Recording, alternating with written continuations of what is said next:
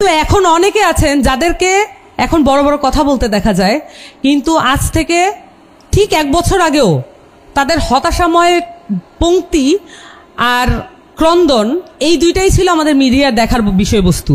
তাদের কাছ থেকে আমরা বিপ্লবী কোনো স্পিরিট কখনোই দেখতে পাই নাই। তারা এটা নিজেরাও বিশ্বাস করতো না কখনো কোনো গণ অভ্যুত্থান হবে।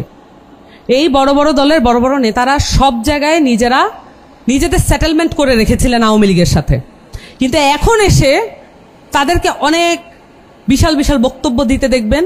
সবচেয়ে বেশি যেটা দেখবেন যেটা ইয়াং জেনারেশন সেটাকে ক্রিমিনালাইজ করতে। এই যে ঐক্যমত্য কমিশনে জুলাই সনদ বাস্তবায়নের জন্য এখানে 4-5 জন তরুণ যে ওই পুরো ফোরামের মধ্যে বসেছে, এইটা কিন্তু একটা মাথা ব্যথার বিষয় তাদের জন্য।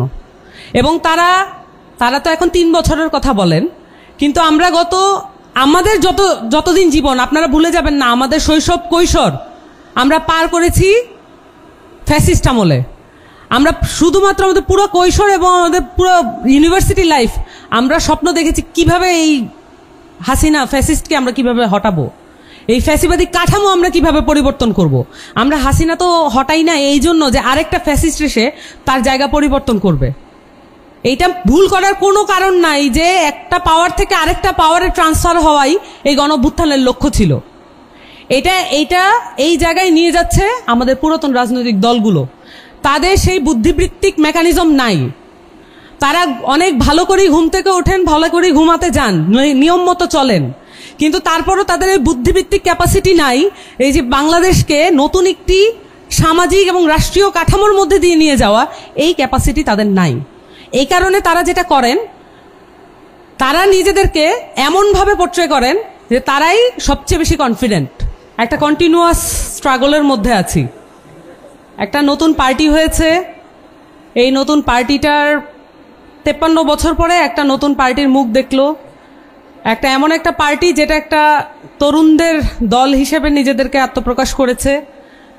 আমরা ঐক্যমত্য কমিশনকে পার্টি হওয়ার আগ থেকেই ওয়ার্ক করতে দেখছি। যেহেতু পলিটিক্যাল পার্টি ছাড়া ঐক্যমত্য কমিশনে বসার কোনো সুযোগ থাকে না, আমাদেরকে একটা পলিটিক্যাল পার্টি ফর্ম করতে বাধ্য করা হলো। বাংলাদেশের রাজনৈতিক যে বলয়, এই বলয়টা আসলে তার কাছেই তার ক্ষমতা রাখতে চায়, এবং তারা চায় না এমন কোনো শক্তি মাঠে বা কমিশনে বা সংসদে আসুক যেই শক্তিটা আনপ্রেডিক্টেবল এই অর্থে যে তাদের কন্ট্রোলের মধ্যে নাই। এই শক্তিটার মধ্যে কারা ইনভলভ? প্রধানত বাংলাদেশের যারা সুপার কর্পোরেট অলিগার্ক এবং যারা ব্যবসায়ী বড় বড় গোষ্ঠী আছে, সেই সাথে এখানে সিভিল ব্যুরোক্রেসি আছে, আমলাতন্ত্র, এবং সাথে মিলিটারি ব্যুরোক্রেসিও আছে। এই যে পুরো সেটআপটা, এইটা হচ্ছে বাংলাদেশের একটা অন্ধকূপ। এই অন্ধকূপ থেকে বের হওয়ার জন্য বাংলাদেশের মানুষের একটা 53 বছরের একটা লড়াই আছে।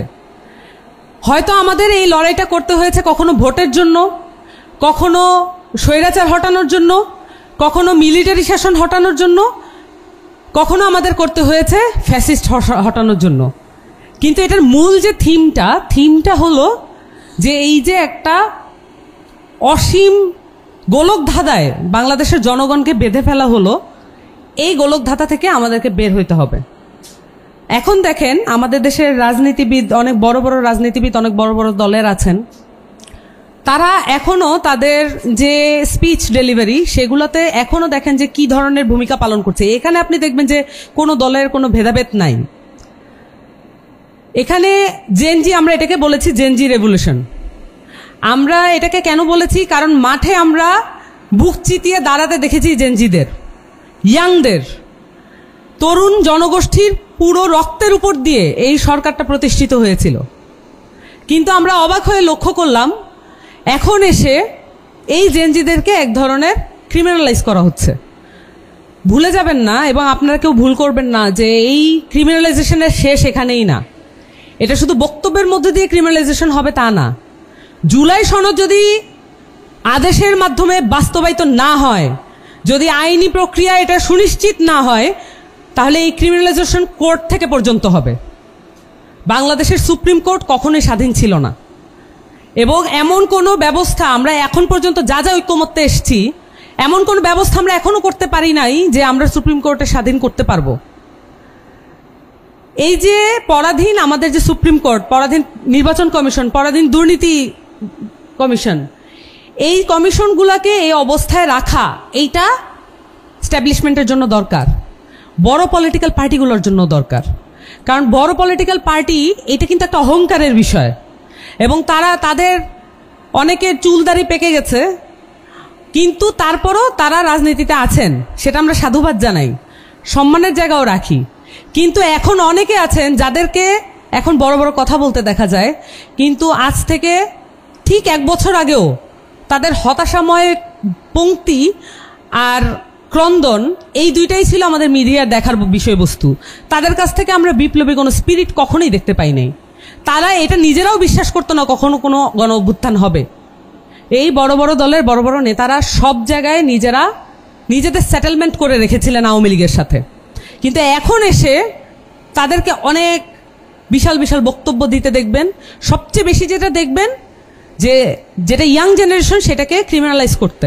এই যে ঐক্যমত্য কমিশনে জুলাই সনদ বাস্তবায়নের জন্য এখানে 4-5 জন তরুণ যে ওই পুরো ফোরামের মধ্যে বসেছে, এইটা কিন্তু একটা মাথা ব্যথার বিষয় তাদের জন্য।